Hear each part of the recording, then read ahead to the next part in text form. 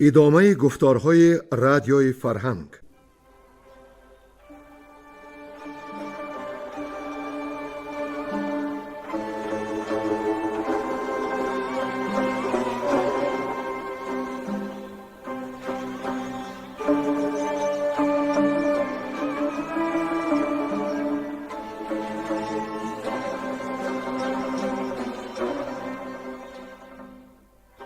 بسا رنج بردم در این سال سی، عجم زنده کردم بدین پارسی. بسا رنج بردم در این سال سی، عجم زنده کردم بدین پارسی.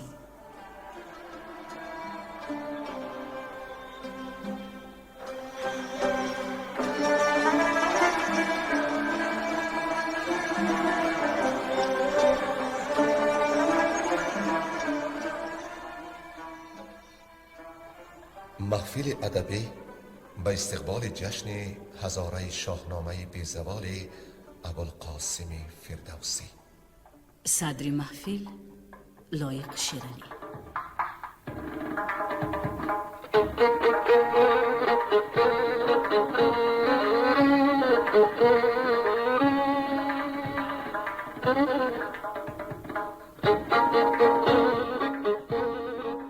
هواداران برنامه های شاهنامه خوانی می دانند که در گفتار پیشین از بخش 7 خوان رستم ما 5 خوان را گذشتیم. در خوان اول رستم از پیش پدر بیرون رفت، راه 2 روزه را به 1 روز پیموده به دشتی رسید پر از گور. کمان کیانی بینداخت، گوری را به خم آورد، سپس هیزم انداخت و بسوخت و تن گور را در آن بریان کرد و پاک بخورد و لجام را از سر رخش برداشت و به چرا سر داد در مرغزار و خود یک نیستان را بستر خواب ساخته بخوابید. چون پاسی گذشت، شیری از نیستان به رخش حمله آورد، اما رخش با 2 دست بر سر شیر بکوفت و با دندان از پشتش گزیده بر خاک زد. رستم از خواب بیدار شد، از کارزار رخش و شیر در شگفت آمد. در خوان دوم باز به راه افتاد، به بیابان رسید که آب نداشت، زبانش از تشنگی چاک چاک شد.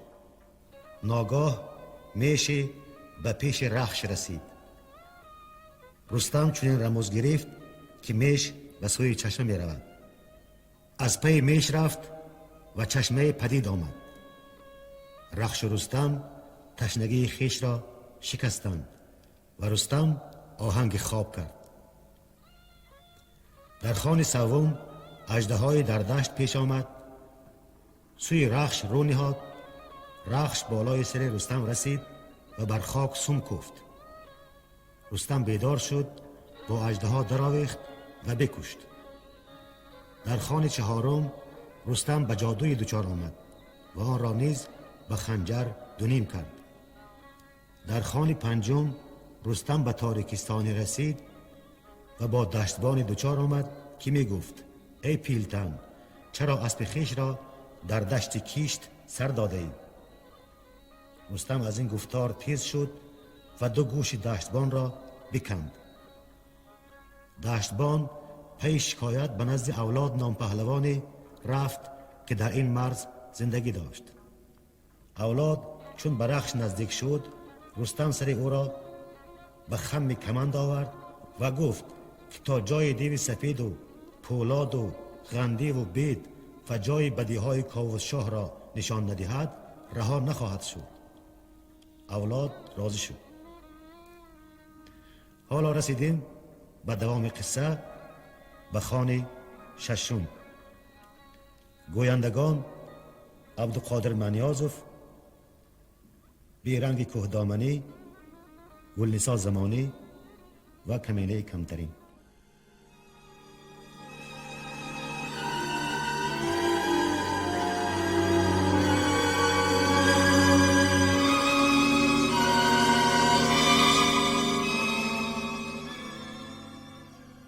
جنگ رستم و ارژنگ دیو.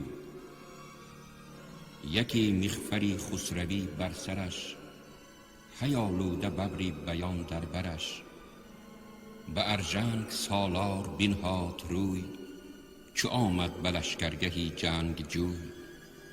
یکی نعره زد در میان گروه، که گفتی بدرید دریا و کوه. برون جست از آن خیمه ارژنگ دیو، چو آمد به گوشش از آن سان غریو. چو رستم بدیدش برانگیخت اسب، بیامد بری او چو آذرگوش است. سری گوش بگرفت و یالش دلیر، سرستن بکندش به کردار شیر. پر از خون سری دیو کنده ز تن، بینداخت زان سو که بود انجمن. چو دیوان بدیدند کوپال اوی، بدرید دلشان ز چنگال اوی. نکردند یاد از بر و بوم و روست، پدر بر پسر بر همی راه جوست. برآهیخت شمشیر کین پیلتن، ز دیوان بپرداخت آن انجمن. چو برگشت خورشید گیتی فروز، بیامد دمان تا به کوه اسپروز. ز اولاد بگشاد خم کمند، نشستند زیری درختی بلند. تهمتن ز اولاد پرسید راه، به شهر کجا بود کاووس شاه.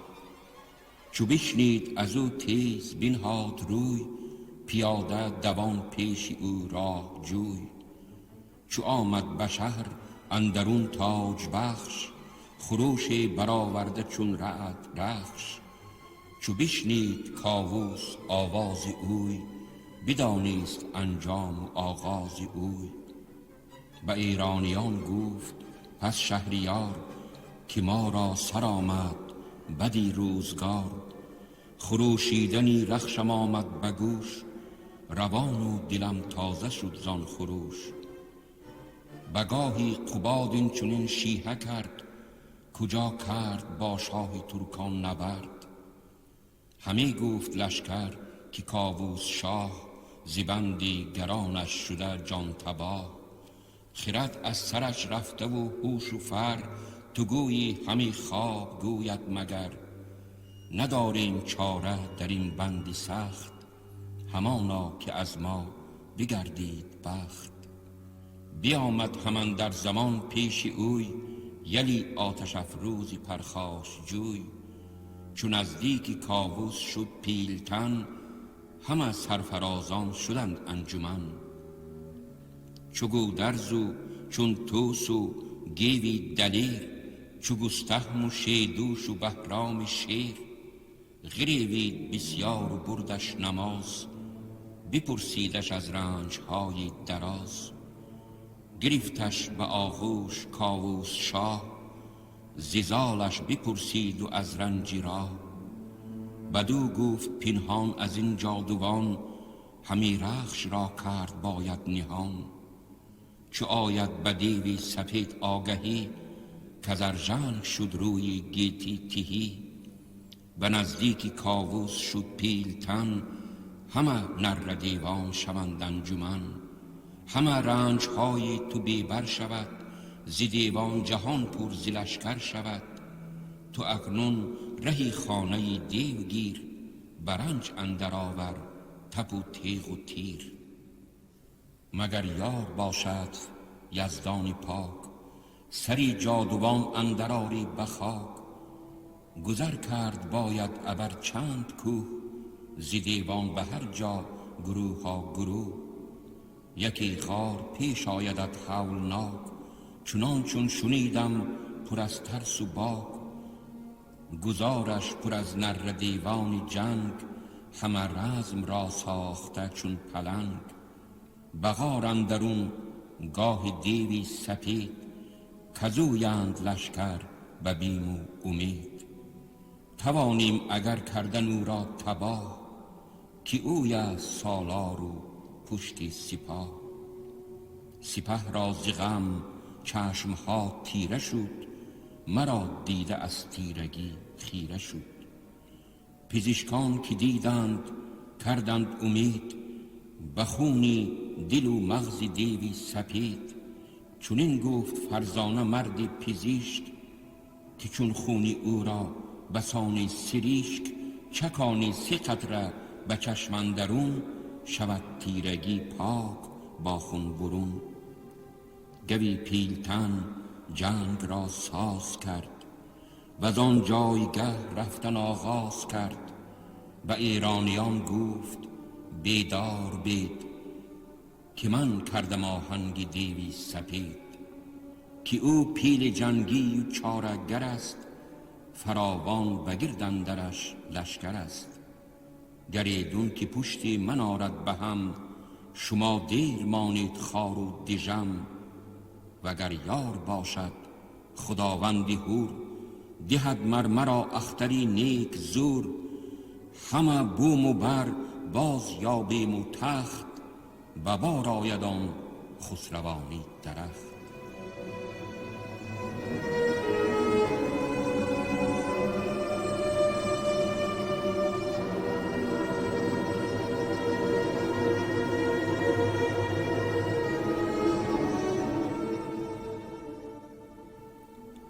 کشتن رستم دیو سپید را.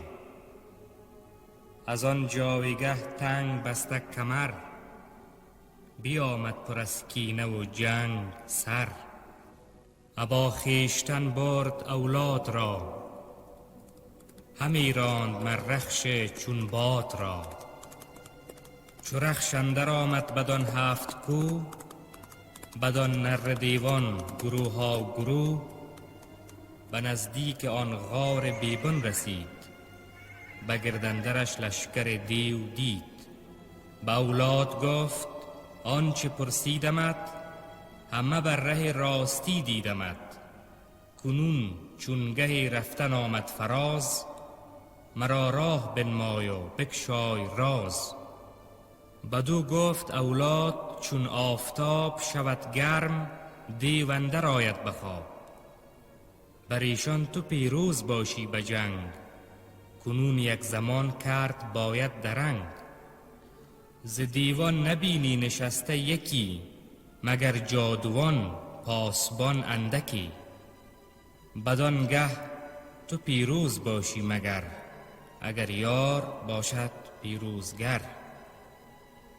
نکرد هیچ رستم برفتن شتاب، بدان تا برآمد بلند آفتاب. سر و پای اولاد محکم ببست، به خم کمند آنگهی برنشست. براهیخت جنگی نهنگ از نیام، بغرید چون رعد و برگفت نام. میان سپاه اندر آمد چو گرد، سران را به خنجر همی دور کرد. نایستاد کس پیش او در به جنگ، نجستند با او یکی نام و ننگ. و از آن جایگه سوی دیو سپید، بیامد به کردار تابنده شید.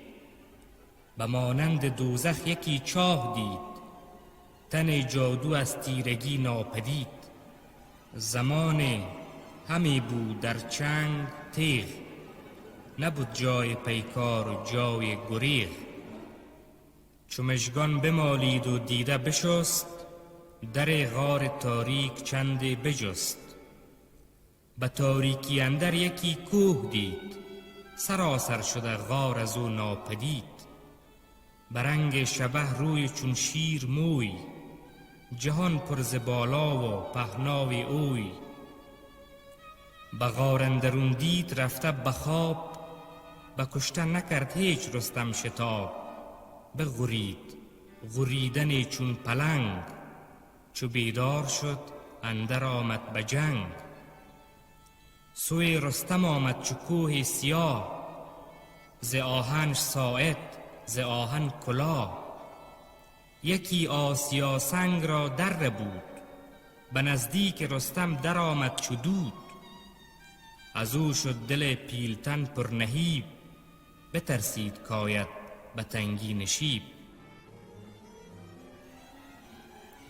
برآشفت برسان شیر ژیان، یکی تیغ تیزش بزد بر میان. به نیروی رستم ز بالای اوی، بینداخت یک دست و یک پای اوی. بریده برآویخت با او به هم، چو پیل سرافراز و شیر دژم. به یک پا بکوشید با نامور، همه غار را کرد زیر و زبر. گرفتان بر و یال گرد دلیر، که آرد مگر پهلوان را بزیر.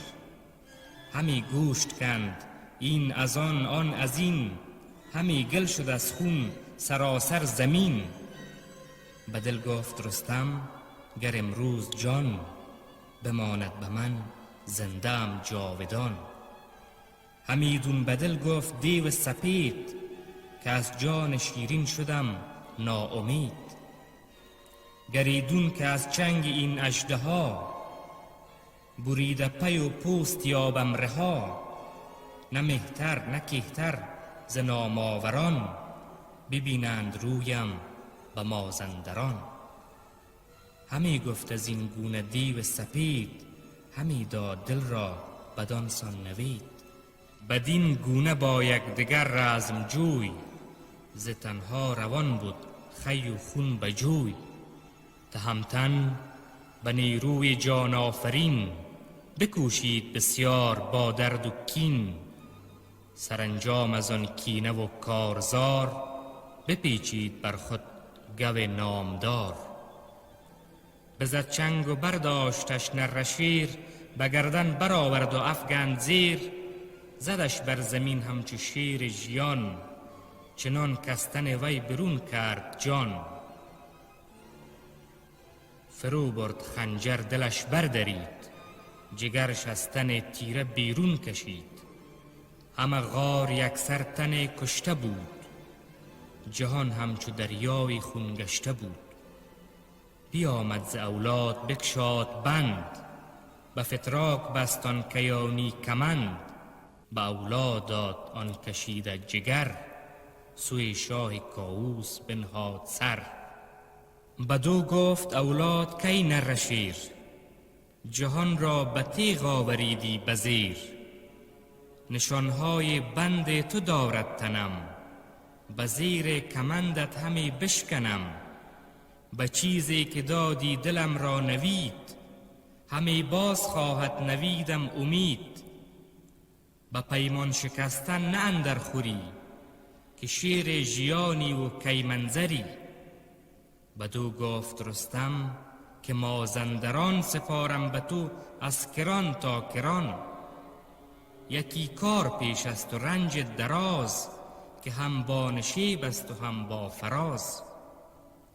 همی شاه مازندران را زگاه، بباید ربودن فگندن بچا.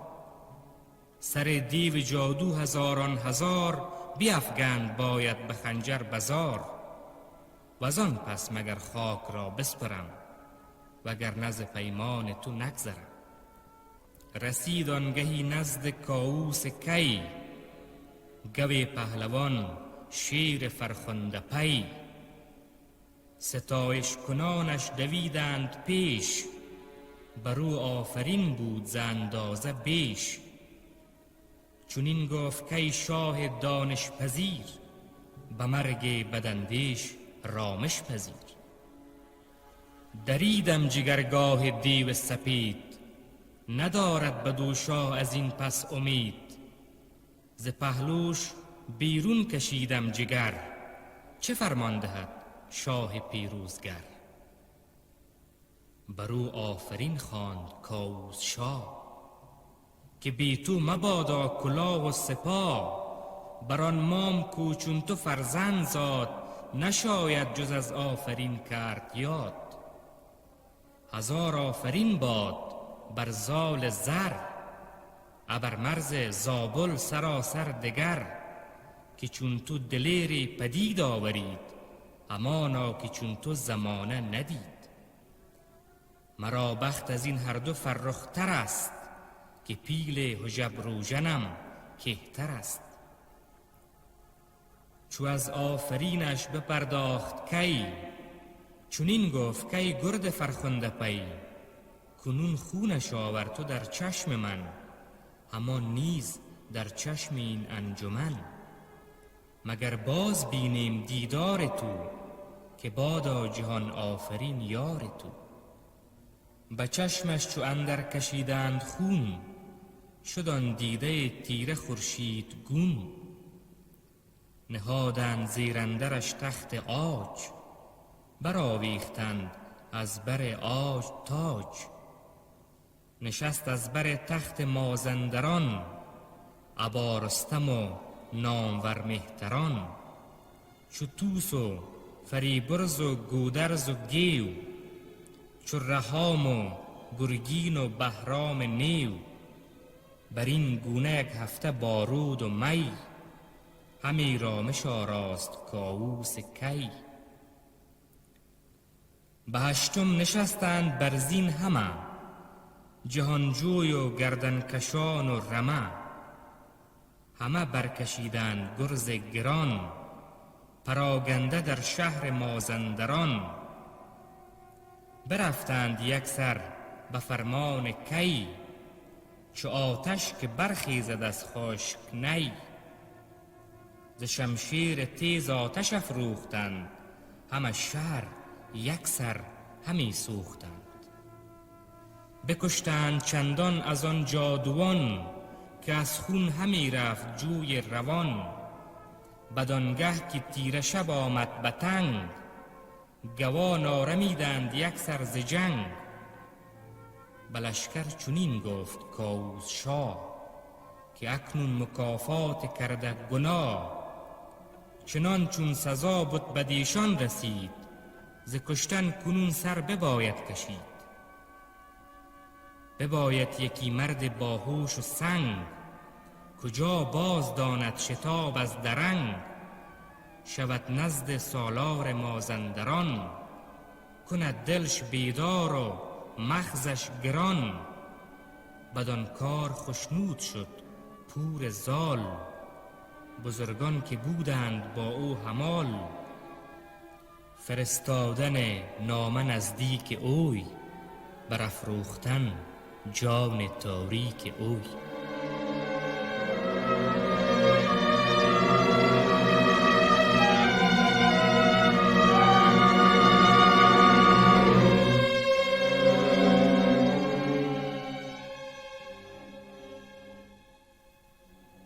نامه نوشتن کاووس نزدیک شاه مازندران. یکی نامه‌ای بر حریر سپید، بدان اندرون چند بیم و امید. دبیر خردمند بنوشت خوب، پدید آورید اندران زشت و خوب. نخست آفرین کرد بر دادگر، کزو گشت پیدا به گیتی هنر. خرد داد و گردان سپهر آفرید، درشتی و تندی و مهر آفرید.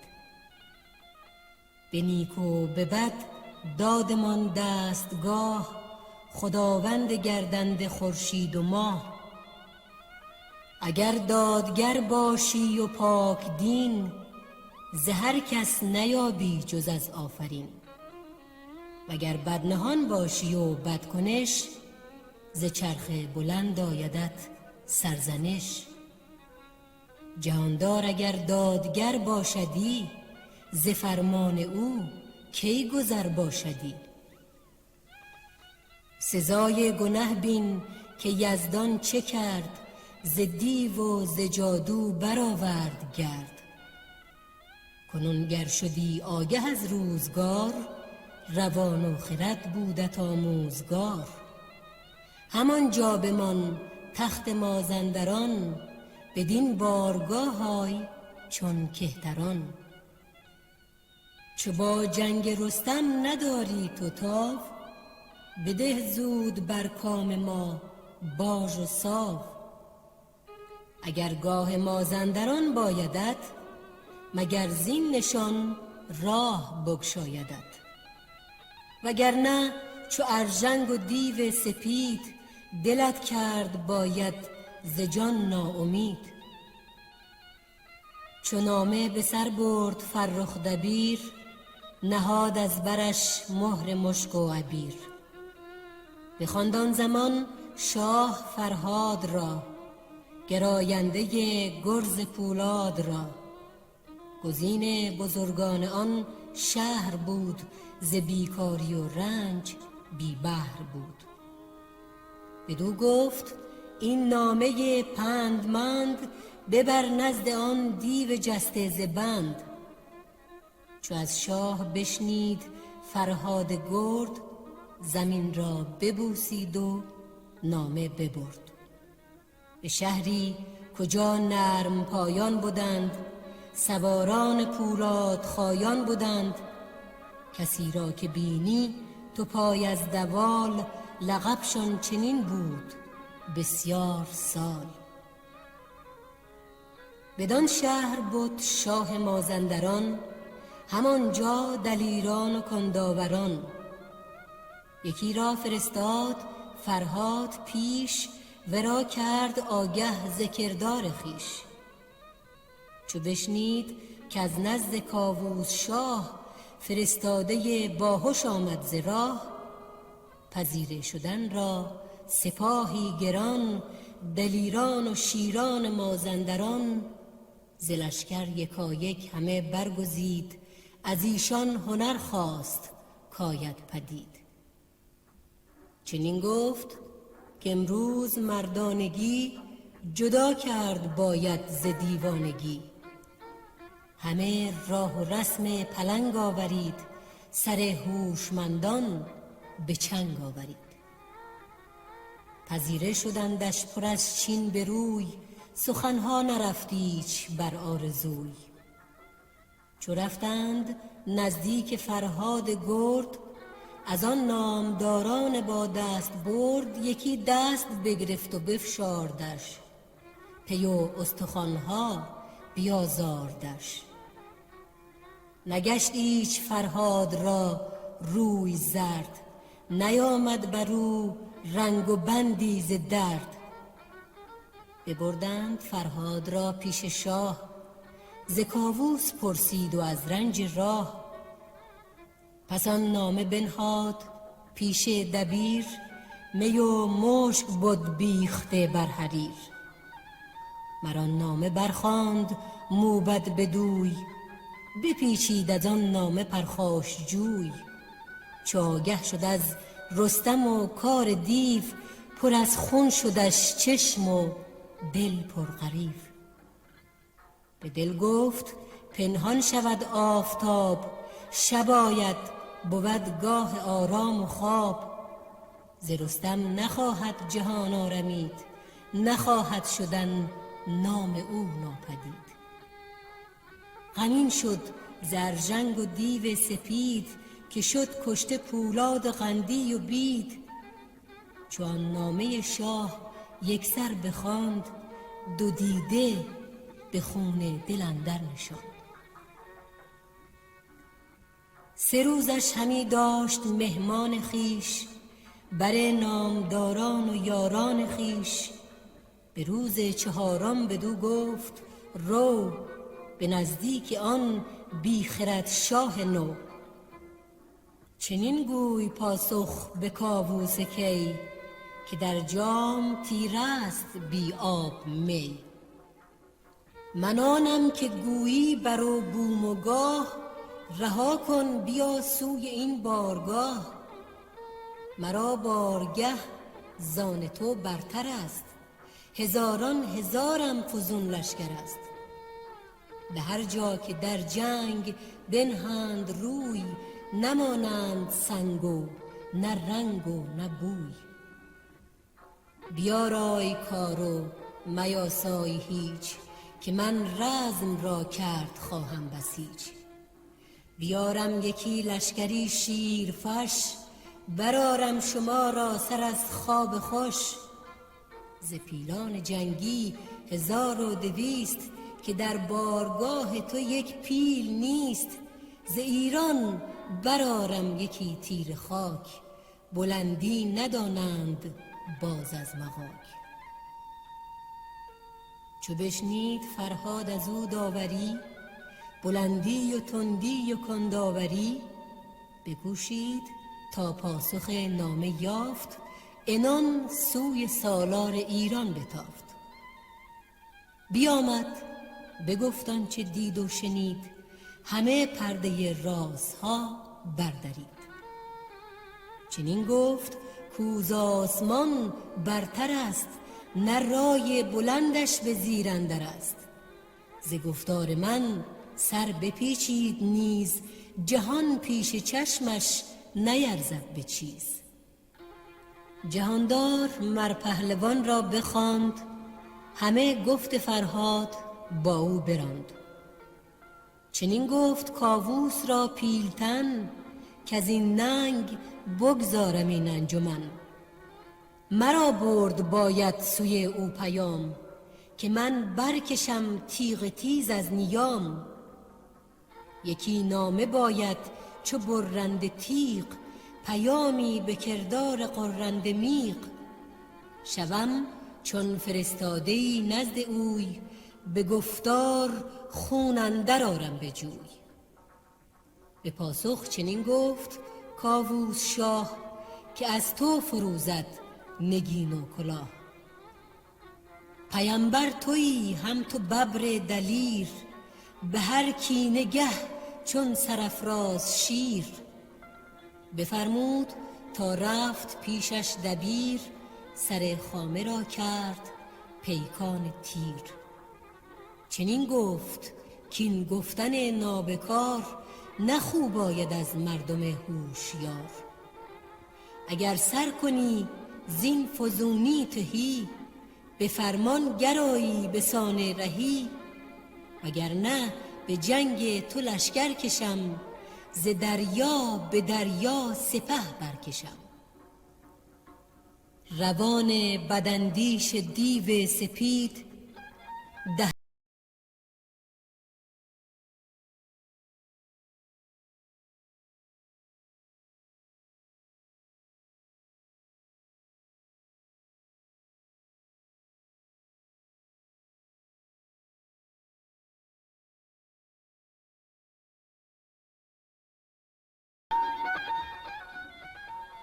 آمدن رستم نزدیک شاه مازندران و پیغمبری. چون آمد به مهر اندر آورد شاه، جهان جوی رستم بپیمود راه. به زین اندر افکند گرز گران، چو آمد به نزدیک مازندران. به شاه آگهی شد که کاووس کی، فرستاده و نامه افکند پی. فرستاده چون هژبر دژم، کمندی به فتراک بر شست خم. به زیر اندرش باره گامزن، یکی ژنده پیل است گوی بتن. چو بشنید سالار مازندران، ز لشکر گزین کرد چندی سران. بفرمودشان تا جبیره شدند، هژبر ژیان را پذیره شدند. بیا راسته لشکری چون بهار، برفتند نزدیک آن نامدار. چو چشم تهمتن بدیشان رسید، بره بر درختی گشنشاخ دید. گرفتش همانگه دو شاخ درخت، به تندی مران را بپیچید سخت.